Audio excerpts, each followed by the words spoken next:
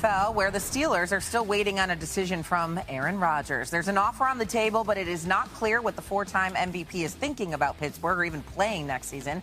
Both of the Steelers quarterbacks from last year, Russell Wilson and Justin Fields, have moved on. But Rodgers is literally the only starting quarterback left on the free agent market. The Titans and Browns are in the quarterback market as well, and they hold the first and second overall picks in next month's draft when Cam Ward and Shedeur Sanders figure to hear their names called early.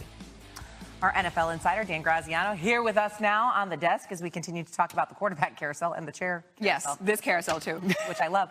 The Browns added Kenny Pickett to their quarterback, and it's magic, to their quarterback room with, obviously, an injured Deshaun Watson. What can you tell us about what they'll do with the second pick in the draft? Look, if Cam Ward has separated himself as the top quarterback, Tennessee's either going to take him or you're going to have to give them a lot to move up. So the Browns, I think, would be interested in one. Is there enough separation for the Browns between Shedeur Sanders and the next level of quarterback in the draft that it would justify taking him at 2? If so, I think they do take him. But if not, they hold the first pick in the second round. You know, that enables you to maybe trade back into the first round, address quarterback a little bit later on, and not force the pick. So Abdul Carter, the edge rusher from Penn State, or obviously Travis Hunter, Shedeur Sanders' teammate, those would be the guys that would be in play for Cleveland if they made the choice to not go quarterback at that number 2 pick. I don't know if I need to say this because I think we've all seen the Browns jerseys with all the quarterbacks crossed out, but the Browns have had 40 different starting quarterbacks since returning to the NFL in 1999. That's 10 more than any other team. Oh, that's absolutely insane. And speaking of quarterbacks, Russell Wilson, now a New York Giant, also have Jameis Winston and Tommy DeVito still there in New York. However, what does this Giants team plan to do with that number 3 pick? Well, the Wilson and Winston signings give them some freedom with that pick. Same thing with the Browns. If you are not sold on the quarterback that's there for you at number 3,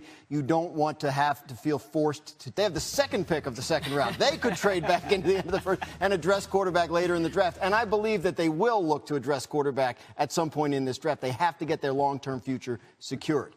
But to get Travis Hunter at number 3 and then take one of the other quarterbacks that you like maybe almost as much as Shedeur Sanders might be the better plan for New York. And signing Russell Wilson, who they know can start this year, enables them to do that if they want. See, this is the thing I found interesting. The Giants have never drafted a quarterback with a top 3 pick. As a New Yorker, I don't even know how to feel about that because, Eli Manning, I know they didn't technically draft him, I know, but he was the but first. It's just, find a franchise technicality. quarterback. That's it. That's a little asterisk right there. All right, Dan Graziano with the latest. 4 weeks away from the NFL draft. As usual, all eyes are on the quarterback. Most of the mock drafts, including today's from our Matt Miller, agree that the Titans will use the number 1 overall pick to take Miami quarterback Cam Ward. In his only season at the U, he led the nation in passing touchdowns with 39 and only 7 interceptions.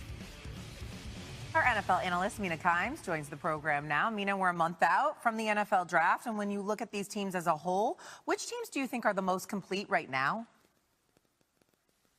I'll start with the obvious answer because they just won the Super Bowl, and that would be the Philadelphia Eagles. Obviously did lose a number of players in free agency, Mekhi Becton on defense, Milton Williams, and Josh Sweat. But part of the reason why I think they're in such a good position is, and this has been the case with Philadelphia for a while now, they have young depth to fill in those positions. Tyler Steen on the offensive line, on the defensive line, players like Nolan Smith, who was excellent down the stretch last year. And on the interior, there's depth too. Corner is another position they need to address, but by and large, this is it remains an extremely complete football team. Another team that I honestly was kind of surprised by how stacked they were when I looked at the depth chart was the Denver Broncos, of course, another playoff team, but one that I thought just did a great job of filling some of their holes in free agency. Love the signings of Drake Greenlaw and Talanoa Hufanga from San Francisco to shore up the spine of that defense, as well as Evan Ingram, the tight end, exactly what Sean Payton had been looking for. I would say wide receiver and running back are still needs, but those are good needs to have, particularly in this draft where they're picking, and I really like the state of their roster. Okay, where they're picking is 20th overall for the Broncos. Eagles, obviously, the last pick and run because they just won the Super Bowl. Plenty of other teams, though, have a lot of needs, Mina, and so when you look now, who has the biggest holes to fill? Yeah, you just go to the top of the draft to find these teams generally. I will start with the Carolina Panthers, who I actually think are in good position because of what we saw from Bryce Young and the state of the offensive line. But many holes on this defense, really all three levels, to be honest. Edge, defensive tackle, linebacker, corner. Edge is, I would say, the biggest need after parting ways with Brian Burns, and one that I think they're going to address early in the draft, most likely. But yeah, this defense needs to be restocked. They also could use another wide receiver as well. Again, staying at the top of the draft, I'm going to go to the New England Patriots, who really spent a lot of money and added some good players in free agency. But there's a reason why they were picking where they were. And I think, unfortunately for them, they have holes at high-value positions. Left tackle, wide receiver, and edge remain needs for this football team. Again, fortunately for them, they are picking 4th overall, and if a couple quarterbacks go ahead of them, they will have their pick of some really talented football players, but there are a lot of needs on that roster. So the Patriots did fill one hole with Stephon Diggs last week. We'll see what they do in the draft. You and the Giants, they were interested in Aaron Rodgers, but as you see there, they aren't waiting. Instead, signing Russell Wilson to a one-year, $21 million deal. They also added Jameis Winston. Wilson is on his 3rd team and 4 seasons after spending 10 years with Seattle. He talked about his role now in New York. Yeah, I expect to be the starter and come in here and be ready to rock and roll every day. I think to be able to lead, I think this team's really looking for somebody to lead them in every way in terms of the process, in the off season, during the season. Sometimes I love the underdog mentality, too, as well. I think that's kind of been my approach every day of my life. I don't know, maybe being 5'11", I don't know what it is, but. It appeared Aaron Rodgers was going to be Russell Wilson's replacement in Pittsburgh. He spent 6 hours in the Steelers facility last week on a visit, left without a deal. But yesterday, Vikings GM Kwesi Adolfo-Mensah said they've had talks with Rodgers, but eventually they want J.J. McCarthy to be their quarterback of the future. So with me in studio to talk about it, our NFL insider, Dan Graziano, and, of course, NFL analyst Jason McCourty. And, Graz, I'll start with you. What's the Steelers', let's say, their patience right now, waiting for Rodgers to make a decision now that Russell Wilson has signed on with the Giants? Yeah, I mean, the sense I get is that they're okay waiting because they don't have another option out there right now that they feel is comparable to Aaron Rodgers. So if he says no, if he decides to retire, whatever, they brought back Mason Rudolph, who has been a backup, but he was their starter at the end of the season 2 years ago. I believe the Steelers plan on trying to address the position in the draft. They know they need to get it worked out for the long term. So really, any other replacement level guy that they would get if Rodgers told them no, I don't think they're in a rush to move to whatever that next plan is. So whatever time he needs, my understanding is they're going to give it to him. All right, Jason, let me ask you from a player's perspective. You've led locker rooms in the past. You just were the captain there in New England. How do you think, and we've heard Cam Hayward already speak out, how do you think Rodgers taking his time is resonating in that Steeler locker room? I think when you're in the locker room, there's one thing you try not to do, and that's dive into guys' personal lives to understand what they're going through. And we heard Cam Hayward say, hey, if he wants to be a Steeler, then come be a Steeler. But he also backed that up and said, listen, it would be great to have a guy like Aaron Rodgers here. I'm just not going into the darkness with him, but I would love for him to lead our locker room. For the Steelers, Graz just mentioned it, though. If I'm in that locker room and it says, all right, we got to wait for Aaron Rodgers, or we just run it back with Mason Rudolph, or we go get Carson Wentz or somebody of that nature. No, I'll sit there and I'll wait for Aaron Rodgers. The possibility of getting a two-time MVP and a guy that can help them win a playoff game, something they haven't done, you got to shut up and just sit back and wait. Especially with those weapons they've just added on the outside. So, Dan, now let's talk about the Giants, because now that you've added Wilson, you've got Jameis, you got DeVito in that quarterback room.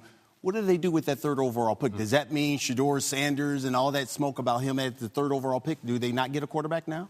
If the Giants like Shedeur Sanders enough to take him with the 3rd overall pick, the signings of Russell Wilson and Jameis Winston will not stand in the way of that. They're low-level financial commitments to veterans that they feel could play if they need somebody, but it won't stop them from addressing their long-term future at the position. So if Shedeur Sanders is a guy they like at 3 and he's sitting there in the 2nd round, you could address it there, maybe trade back into the 1st. So really what the Winston and Wilson signings do for the Giants is put them in a position where they don't have to force anything to take a guy at 3 if they're not sure he's the long-term franchise, savior. So, Jason, let me have you be Joe Shane. If that's to be the GM. Yeah, if that's the case, do you say I just take the best player on the board? I mean, Giants are paying Joe Shane a lot more than paying me. But you look at it and you say best player on the board, but I think when you've gone through what the Giants have gone through at the quarterback position, last year you moved on from Daniel Jones and you had Tim Boyer, had DeVito out there, Drew Lock playing quarterback. To Graz's point, go get Shedeur Sanders if you love him. Now, he hasn't had his pro day yet. They haven't done a private workout with him yet. So there's still a lot of factors that come into play. But if I'm the New York Giants with that third overall pick, if I believe he can be our franchise quarterback for the next 10 to 15 years, I'm going to get Shedeur Sanders, and he's going to lead our team. It'll be interesting to see what they do. Graz, appreciate the insight. J-Max, sit tight. We'll talk to you later. I'll be back with you on SportsCenter, and let's take a look at the quarterbacks that Matt Miller has projected to go in next month's NFL draft. Cam Ward, the projected #1 pick to Tennessee Titans, with Shedeur Sanders and Jackson Dart also in the first round of his mock. You see Tyler Shuck and Quinn Ewers as second-rounders, with Alabama's Jalen Milroe becoming a Steeler in the third round. So for more on all of this, let's welcome in the man behind the mock, Matt Miller, who is with us now. And in studio, we've got NFL analyst Jason McCourty. Matt, let's start with you and take us through the Browns draft strategy, because you've got Cleveland passing on Shedeur Sanders, drafting Abdul Carter at #2, and then waiting until the second round to take a quarterback with Tyler Shuck. Tell me why.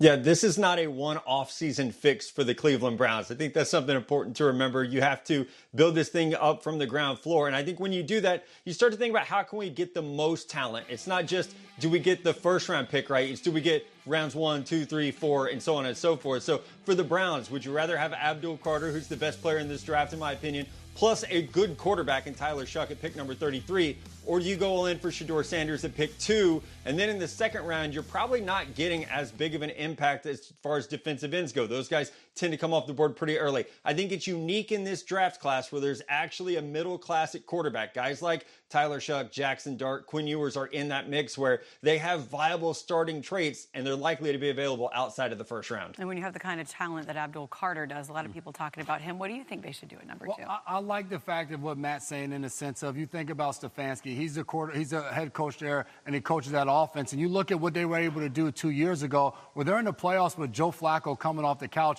and about 4 different quarterbacks. Especially in their division, when you have a Joe Burrow and a Lamar Jackson, you have to be able to get after the quarterback. And then you can build after that. In the second round, getting a guy like Tyler Shuck, a big guy that's mobile, that can move and still throw the ball, and a better athlete than a lot of people think. You still fill a need at the quarterback position, and they still have Kenny Pickett that they traded for there as well. Okay, so that's what the Browns could do, but let's talk about Pittsburgh, because, Matt, another interesting wrinkle in your mock is that Pittsburgh not taking a quarterback in the first, but taking one in the third with Jalen Milroe. So what's your reasoning behind that for the Steelers?